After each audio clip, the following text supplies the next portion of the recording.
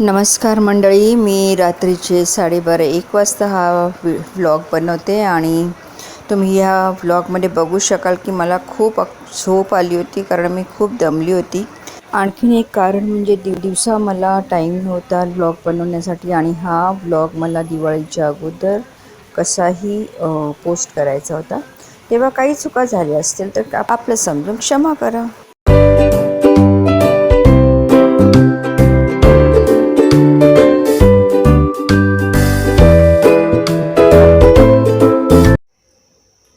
नमस्कार मंडळी, कशी आहात सगळे? दिवाळीची तयारी कशी चालली आहे सगळ्यांची? मस्त. मी सुद्धा जस्ट आता तुम्हाला रात्रीचे 12:30 वाजले आणि 12:30 वाजता मी हा व्हिडिओ बनवते. त्याचं कारणही तसंच आहे, कारण मी आता जस्ट मी तुम्हाला एक व्हिडिओ दाखवला. तर दिवाळीची आपण सफाई करायला सुरुवात करतो आणि सफाई करता करता आपल्याकडे जे काही वस्तू असतात, घरातली जी काही अडीअडचणीच्या पण ज्या गोष्टी असतात त्यासुद्धा पुन्हा आपण साफसफाई करून पुन्हा त्याला चांगलं कोरं करकरीत करून त्याची मांडणी करतो. पण बरेचदा असं होतं की आता मी माझं एक घरातलं सांगेन की माझ्याकडे काही अशा वस्तू होत्या ज्या मला डबल होत्या. म्हणजे टोस्टर म्हणा की टोस्टर माझ्याकडे 2-2 पडले होते. माझ्याकडे डिशेस एक्स्ट्रा पडलेले होते. काही जुनी भांडी होती आणि बरेच वर्षांपासून मी त्या भांड्यांना हातसुद्धा लावला नव्हता, वापरण्यात नव्हती ती भांडी.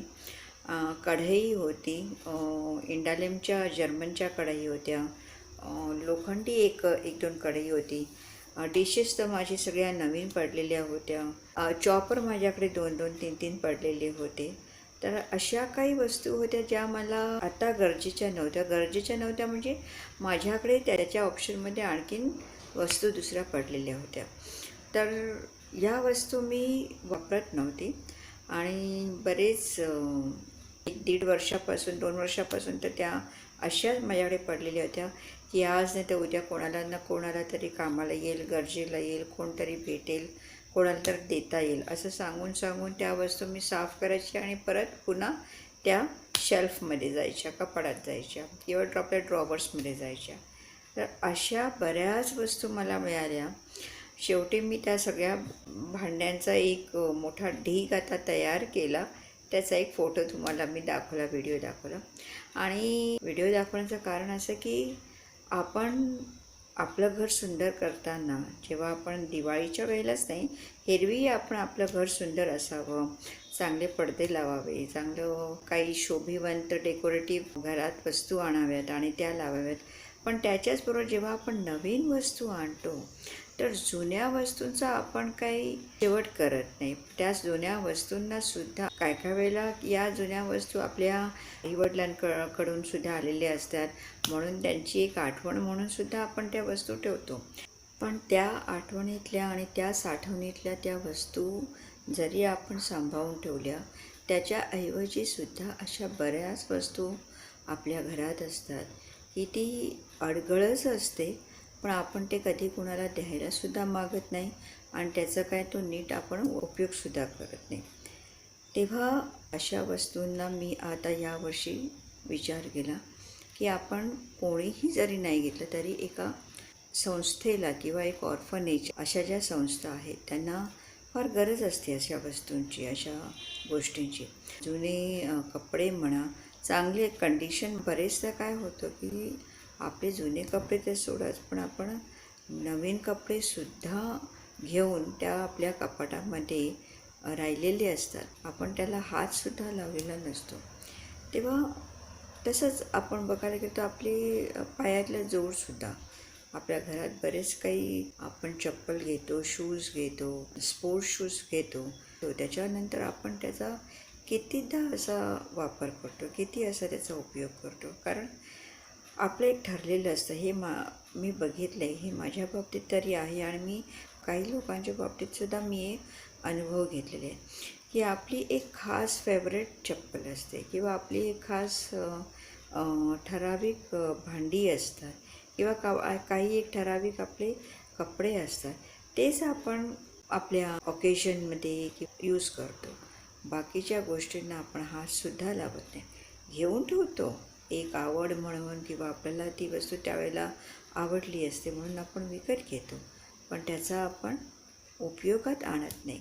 पण ज्या गोष्टी जुन्या झाल्यात त्या जुन्या गोष्टींनासुद्धा आपण तसंच सांभाळून ठेवतो. त्याचा कुठे ना कुठेतरी कोणाला तरी उपयोग होईल याचा विचारसुद्धा आपल्याला शिवत नाही. तेव्हा यावेळेला जी मी सगळी आता भांडी काढलेली आहेत त्यांचा तर मी आता यावेळेला विचार केला की कोणाला तरी देऊन टाकायच्या. बरेच असे लोक असतात ज्यांना गरज असते, पायात वाणा नसतात, अंगावर घालायला कपडे नसतात, भांडी नसतात, जेवण करायला भांडी नसतात. तेव्हा या सगळ्या गोष्टींचा कुठे ना कुठेतरी गरीब लोकांना उपयोग होतो. तेव्हा तुम्हाला तुमच्या घरातही बऱ्याच गोष्टी अशा काहीतरी असतील जी अडगळ म्हणून तर आहेत, पण तरीसुद्धा आपण त्यांना परत धुवून पुसून ठेवून देतो. अगदी कुठल्या तरी कोपऱ्यामध्ये जागा करून त्याला आपण नीट परत सांभाळून ठेवण्याचा प्रयत्न करतो.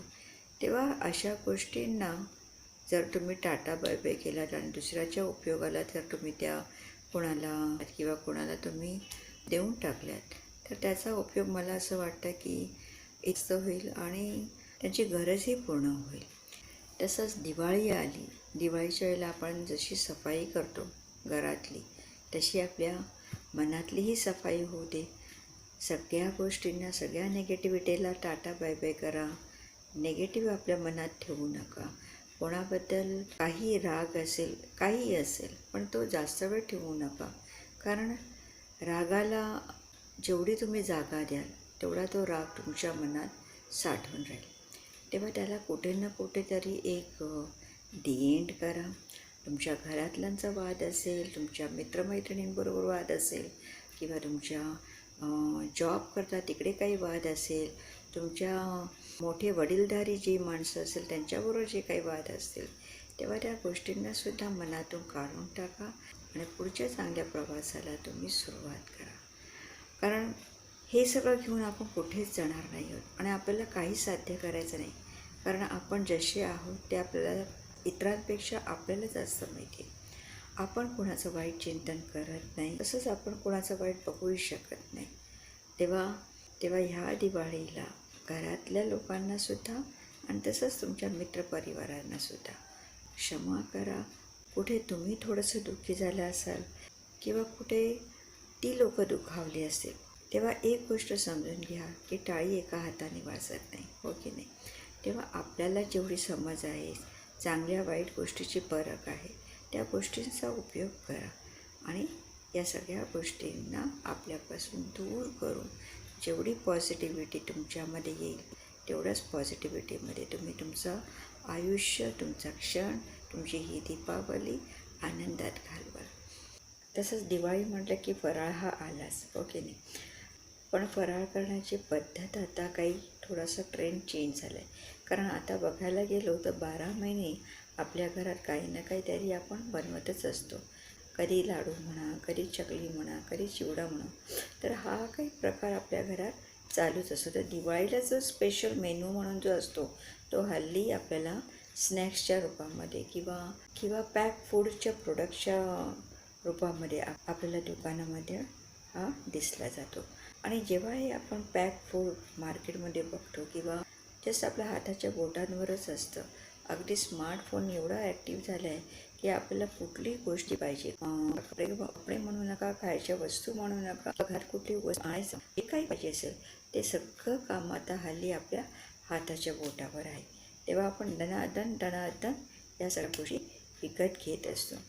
पण जेव्हा तुम्ही खाण्याच्या गोष्टी घेता, खास करून या दिवाळीच्या स्पेशल मेनूबद्दल मी म्हणेल की आपण थोडासा कंटाळा करतो किंवा बरेच वेळा असतो की आपल्याकडनं त्या वस्तू केल्या जात नाही, आपल्याकडे वेळ नसतो म्हणून. तेव्हा आपण बिनधास्त काय करतो, अगदी विश्वासाने ऑनलाईनमध्ये ऑर्डर देतो किंवा पॅक फूड आपण विकत घेतो.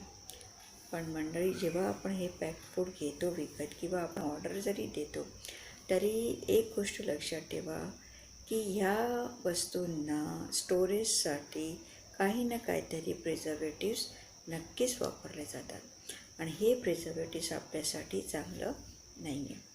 गणपती आल्यापासून जवळजवळ श्राद्ध झालं, त्याच्यानंतर नवरात्री झालं, तर बघायला गेलं तर आपलं काही ना काहीतरी एक आहारामध्ये चेंजेस झालेले आहेत.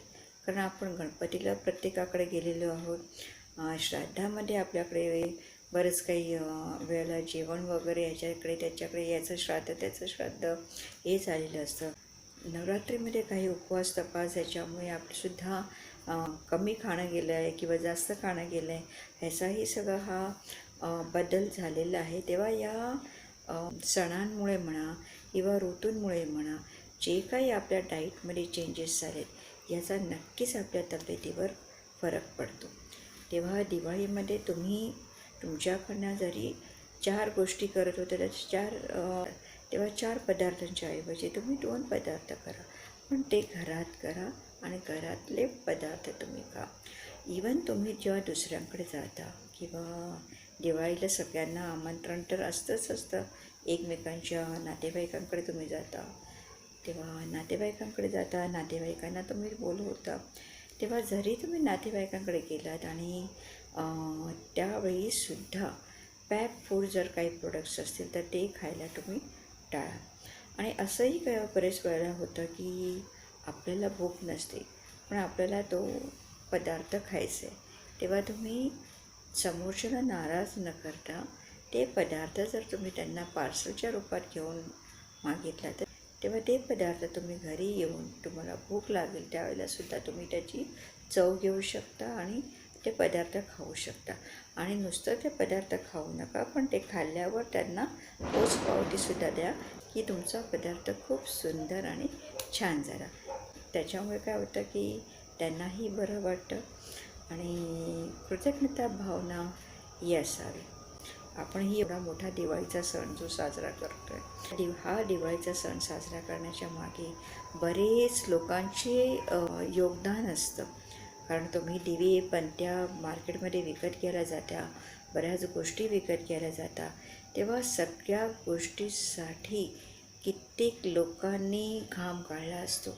अगदी पोचके उचलण्यापासून, गोणी उचलण्यापासून, ट्रकमधनं आणण्यापासून, दुकानामध्ये देण्यापासून, रिटेलरकडनं शॉपकीपरकडे येण्यापासून, दुकानापर्यंत सामान येईपर्यंत, रस्त्यावर बसणारे फेरीवाले जेवढे प्रत्येक गरीबातला गरीब, अगदी लहानातला लहान माणूससुद्धा आपण धरला तर प्रत्येकाचे श्रम ह्याच्यामध्ये असतात. तेव्हा कृतज्ञता भावना ही सगळ्यांसाठी ठेवा. सगळ्यांना थँक्स फिलिंग जर आपण देत गेलो तर आपल्यालाही त्याचं एक चांगलं सत्कर्म मिळण्याचं मनात एक समाधानसुद्धा असेल की फक्त आपण आपल्यापुरतीच दिवाळी सण साजरा केली नाही, पण इतरांच्याही भावनांचा आपण विचार केला आणि त्यांनाही 2 पैसे मिळतील याची जर आपण जाणीव ठेवली आणि त्या विचाराने जर आपण ही दिवाळी साजरी केली तर मला असं वाटतं की परिपूर्ण ही दिवाळी फक्त आपणच साजरी करणार नाही, पण आपल्याच आजूबाजूला असणाऱ्या बरेच लोकांनाही सुद्धा हा असा आपण एक विश्वास मनात बाळगून देवाकडे हीच प्रार्थना करूया. तेव्हा ह्यावेळीच्या दिवाळीला तुम्हाला खूप खूप शुभेच्छा. तुमच्या घरात तुमचे चांगले संबंध राहू दे, तुमच्या घरात भरभराट होऊ दे, तुम्ही स्वतः आनंदी राहा आणि दुसऱ्यांनाही आनंद द्या. तेव्हा पुन्हा एकदा दिवाळीच्या खूप खूप शुभेच्छा. आणि हो, जर तुम्ही फटाके वाजवत असाल तर पॉल्युशनचा सुद्धा काळजी घ्या. असे फटाक्यांपासून दूर राहा आणि असे फटाके वाजवू नका ज्याच्यापासून आपल्यालाही त्रास होईल, निसर्गालासुद्धा त्रास होईल. कारण निसर्ग बोलू शकत नाही, पण निसर्ग करून दाखवतो. तेव्हा स्वतःची काळजी घ्या, निसर्गाची काळजी घ्या आणि आपली ही दिवाळी खूप आनंदाने साजरी करा. धन्यवाद.